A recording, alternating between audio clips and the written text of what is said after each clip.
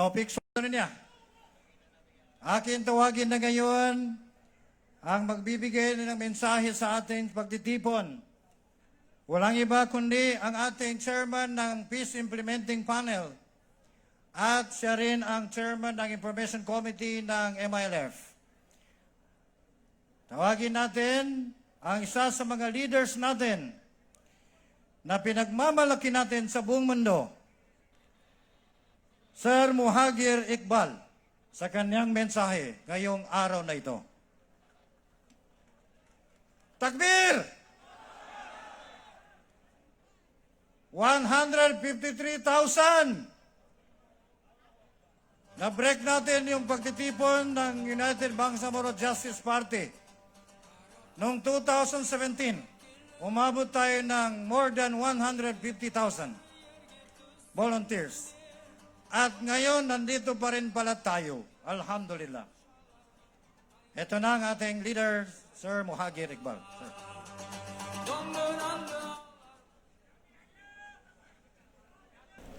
A'udzu billahi minasyaitonir rajim.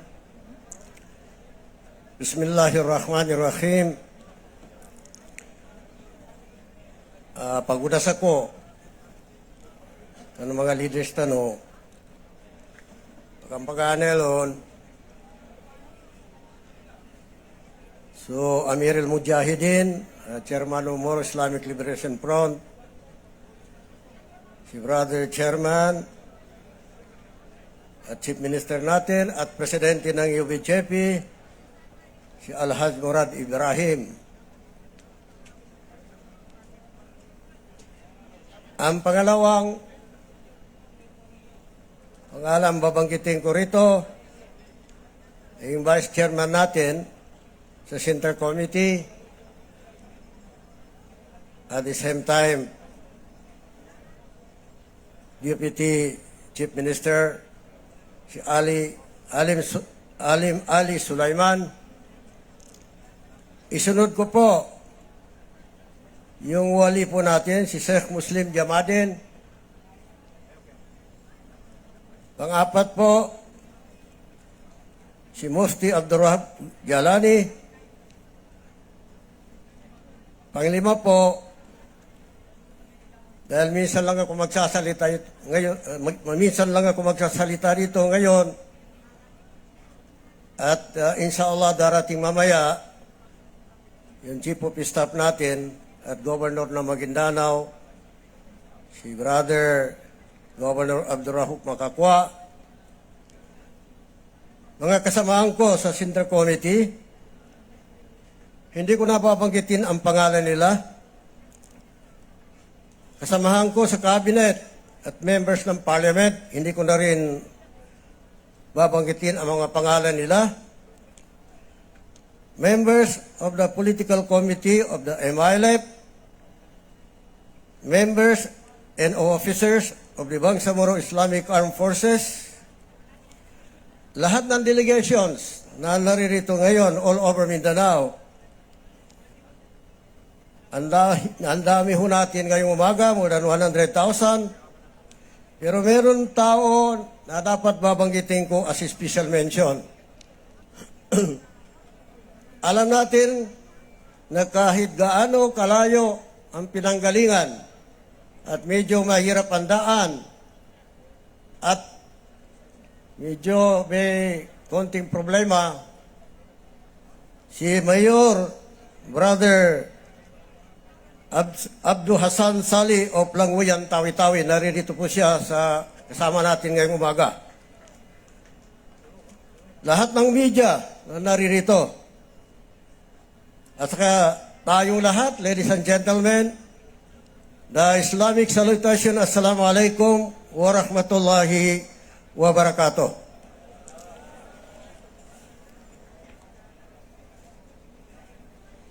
Mayroon po akong preparado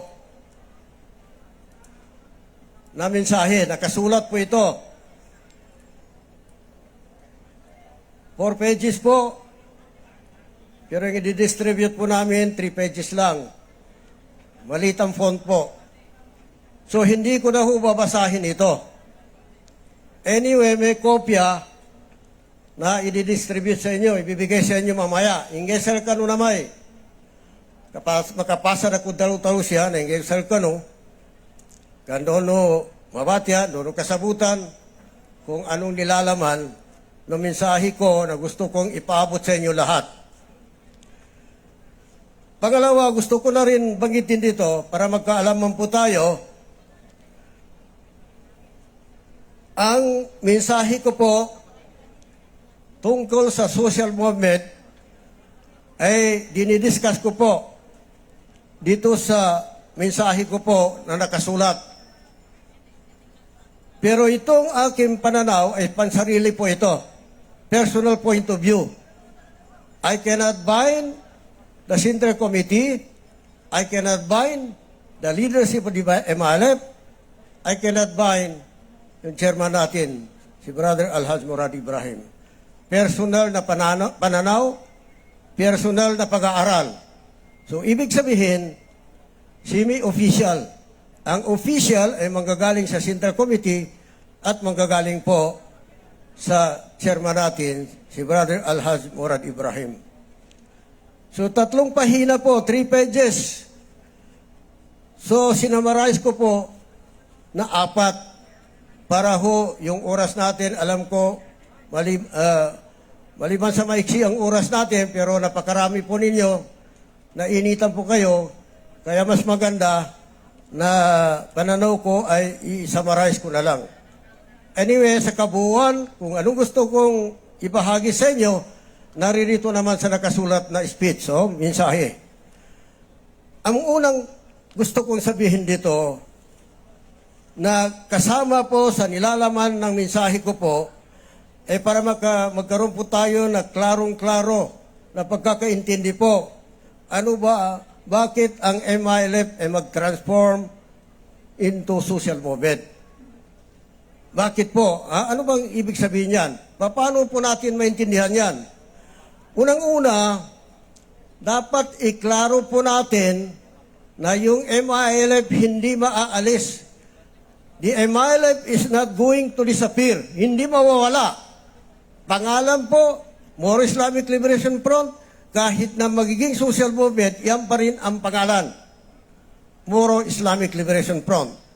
Kasabay po niyan ay yung 4-point program natin na alam natin, yung Islamization, strengthening of organization, military build-up, self-reliance, yan pa rin po, pero yung military build-up po natin, dahil may agreement po tayo sa gobyerno ng Pilipinas, at kasama po yung decommissioning, so yung military build-up, hindi na ho mangyayari yan.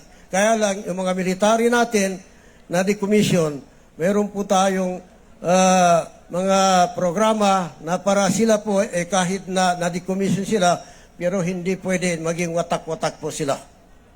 Ang isang halimbawa po, ay pwede tayong magbuo po ng isang mga cooperatives po, na naroon po yung mga military natin, especially po ang decommission combatants po.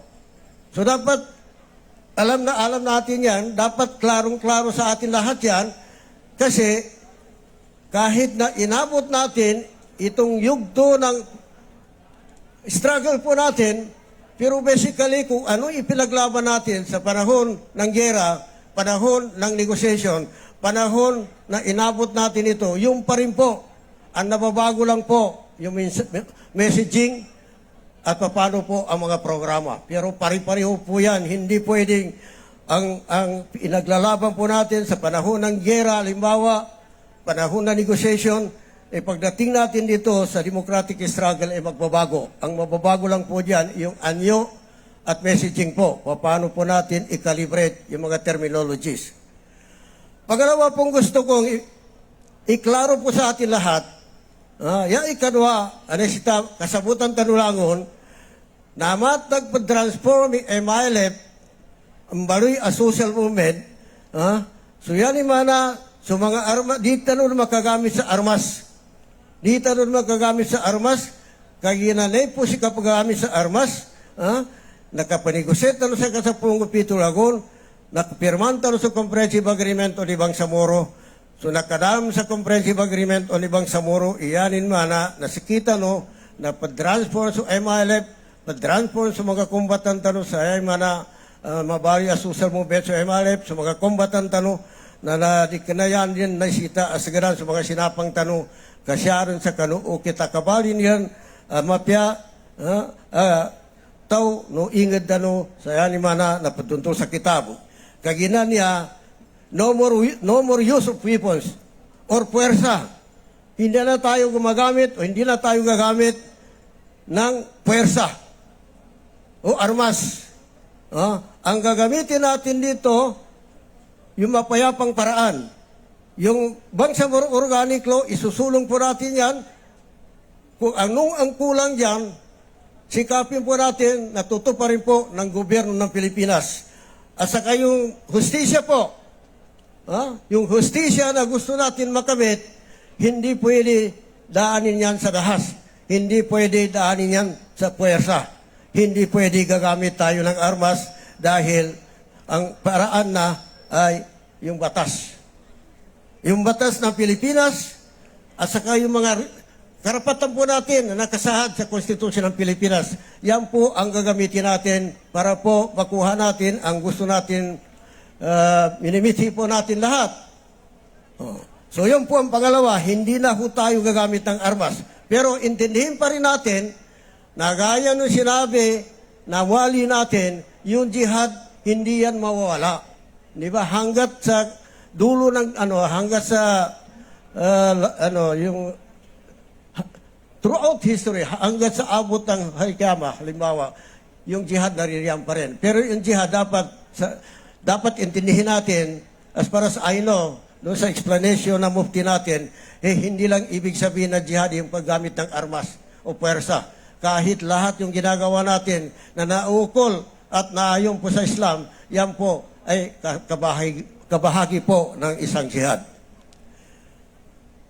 Pangatlo, na dapat intindihin natin na mayroon haka-haka na dahil ang Moro Islamic Liberation Front ay magta-transform na po as social movement. So, ibig sabihin, halos walang saysay. Dapat intindihin natin, yung social movement is as powerful as armed struggle